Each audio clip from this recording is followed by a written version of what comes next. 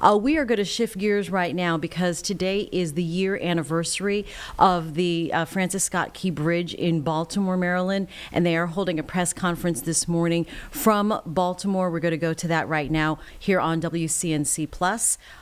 You're watching Live Impact News. We stand in the shadows of a past marked by the tragic collapse of the Francis Scott Key Bridge, the memory of which has left an indelible mark on our hearts and our history. And in the solemnity of this moment, we invoke your presence as we honor those whose lives have been forever changed, as we acknowledge their pain, but also the possibilities that rest in the hands of the one who can make a way out of no way, even 1 year later. There are many reasons why we have gathered today. We came to pay homage to the ones who paid the ultimate price of their lives on that fateful day. We came to call their names. We came to call Alejandro's name. We came to call Carlos's name. We came to call Jose's name, or we came to call the names. We came to call Miguel and Maynor and Leah. We call their names because their names hold meaning and memory. We call their names because they are still missed. We call their names because they are still loved, and we call their names because they are still remembered. We are grateful this morning for the resilience that resides in the people of this great state. And we came in a spirit of thanksgiving for the families of our 6 heroes, for the first responders, for every responder, for this administration, and for those who worked tirelessly to do in 11 weeks what they said would take 11 months. And we say, thank you. You made us believe in the power of the one that is able to make the impossible possible. For our esteemed Governor Westmore, who led the way with tenacity, and Lieutenant Governor Aruna K. Miller for standing in the gap, thank you. We have come to give thanks for every deed, seen and unseen, every kind word and listening ear, known and unknown, for every human and every holy act of grace that has brought us safe thus far, and that same grace will lead us on. Amen.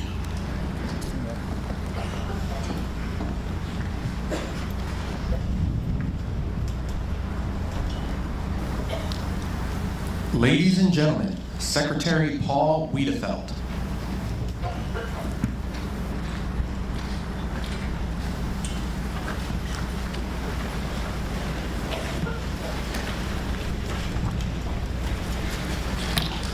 Good morning, everyone. Thank you for joining us on this somber morning. We are here to commemorate the devastating collapse of the Francis Scott Key Bridge and to remember the 6 dedicated roadway workers who lost their lives. I think about these men and all of our roadway workers who maintain Maryland's transportation system. They show up and work in dangerous conditions. Our roadway workers deserve our utmost respect as they take risks and make sacrifices every single day to make our journey a little smoother. 1 year ago, many of us woke up to a phone call and the disbelief that the gateway to Baltimore was gone. It was clear from the wreckage blocking the shipping channel to the Port of Baltimore that the cleanup would take time and immense coordination. Lives and livelihoods would also be impacted. Looking back on those first 72 hours, so much was happening all at once. But thankfully, Maryland was extremely fortunate to have a leader with the experience to steer us through the crisis, with the strength, the confidence, and clear direction. Governor Moore kept us focused on the mission at hand while also thinking of the people who were impacted. We are also fortunate to have such a strong partnership with our federal, state, and local leaders who worked in lockstep to ease the fears and provide best response. Through this incredible partnership across the public and private sectors, we help bring closure to the families, supported impacted workers and businesses, and reopened the shipping channel. And now work is well underway with the governor's fourth directive to rebuild the bridge. Governor Moore unveiled a new design last month, and pre-construction activities are underway. Demolition of the remaining bridge structure will happen later this year, followed by the start of the construction of the new bridge. Let me close by expressing my immense pride in the employees of the Maryland Department of Transportation. From the quick and heroic actions of the Maryland Transportation Authority police and dispatchers who stopped traffic on the bridge and saved lives. The MDTA's Executive Director, Bruce Gardner, and Chief Engineer, Jim Harkness, who continue to work tirelessly behind the scenes to build the new Key Bridge. And I also want to thank the Port of Baltimore's Executive Director, Jonathan Daniels, and our partner, Ports America Chesapeake, who helped keep the port open for business and workers on the job. Across the entire department, MDOT remains dedicated to delivering and maintaining a safe, efficient, and reliable transportation system for all. Thank you again for joining us this morning.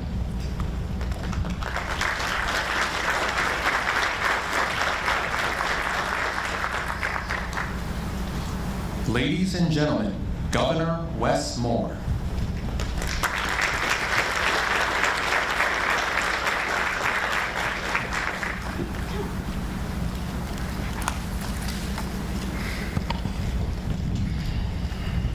I want to thank everyone for being here.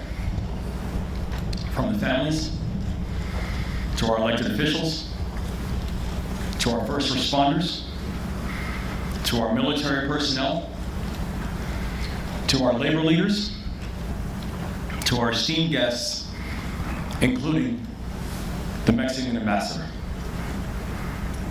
Y Padre Dios, gracias por hoy y por esta mañana. Juntos estamos en conmemoración. This morning, we gather back to where we started, in the same place, at the same time. And even though the scene looks different, our memories are engraved. We remember the cold morning in March that changed our state forever. And we remember the tears that we shed and the uncertainty that we all felt. We remember looking out and seeing a deeply painful and unfamiliar sight. That a fixture of the Baltimore skyline and a Baltimore spirit, that parts of it were now laying on top of a ship, the length of 3 football fields. We remember the heartbreak that we felt to learn that 6 remarkable Marylanders who had been working while we slept, 6 patriots who endured the rattling of cars and trucks so the rest of us could be safe, that they were now unaccounted for. What happened on March 26, 2024 is and will always be a tragedy beyond words. And to the families of the victims that are with us today, there is little that I can say to truly be the balm for the pain that you feel. But I hope that you know that the prayers that we shared that morning, they were sincere. And I hope that you know that the promises that we made, we intend to keep. But the 6 victims of the Key Bridge collapse, they should be here right now. Menor Yacir Suazo Sandoval should be here. Miguel Angel Bruno Gonzalez should be here. Jose Minor Lopez, sure. Alejandro Hernandez Fuentes should be here.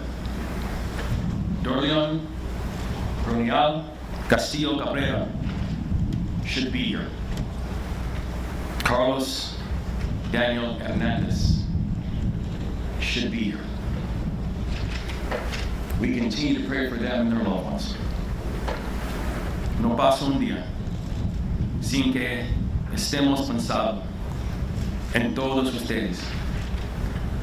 Los vemos, estamos con todos ustedes y cuentan con todo nuestro apoyo, ahora y siempre.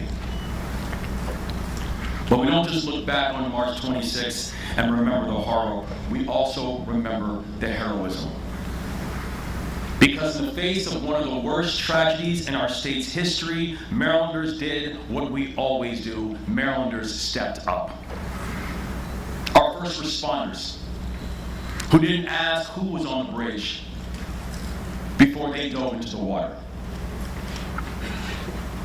Our firefighters, who didn't demand specifics before they rushed to the scene.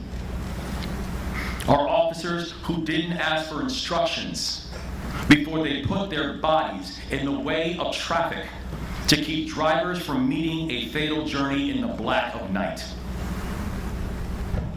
Our service members, our Coast Guard, our Army Corps of Engineers, Navy SUSOL, who didn't ask who was in trouble before they kissed their loved ones goodbye and traveled to Baltimore to do their duty.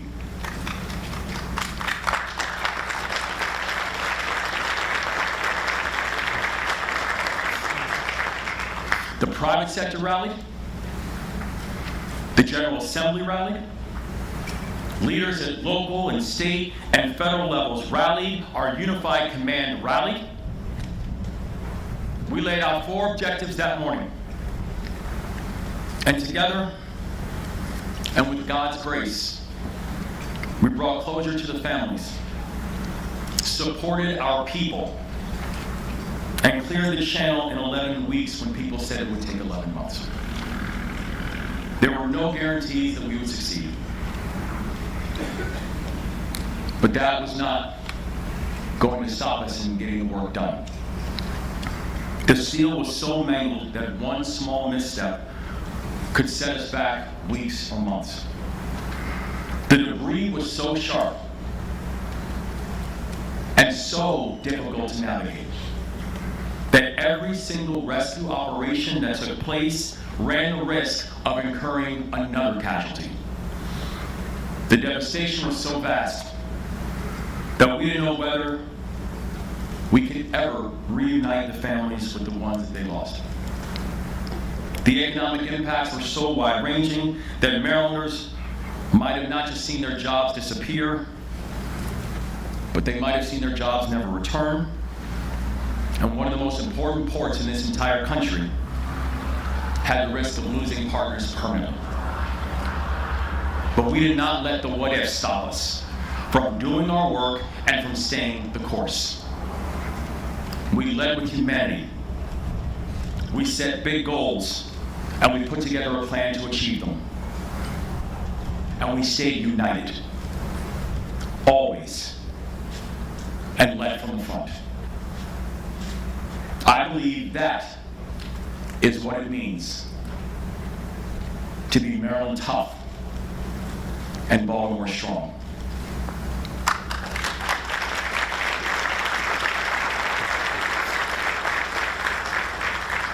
To look danger and uncertainty in the face and know that we will never flinch. To answer a moment of crisis with genuine courage. To help each other when one of us gets knocked down. It's who we are. It's who we'll always be. And I know that soon, after accomplishing the first 3 objectives, we will accomplish the 4th, which is Marylanders of this generation and the next will look up and once again see the Francis Scott Key Bridge standing tall, and you have my word on that.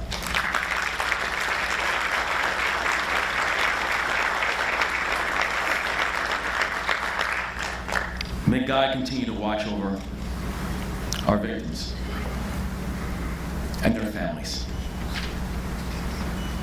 and our team and this great state. God bless you all.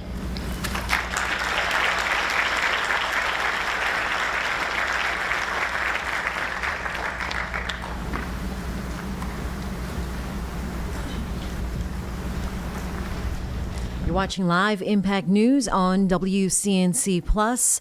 The governor of Maryland just finishing talking to the 1-year anniversary of the collapse of the Francis Scott Key Bridge.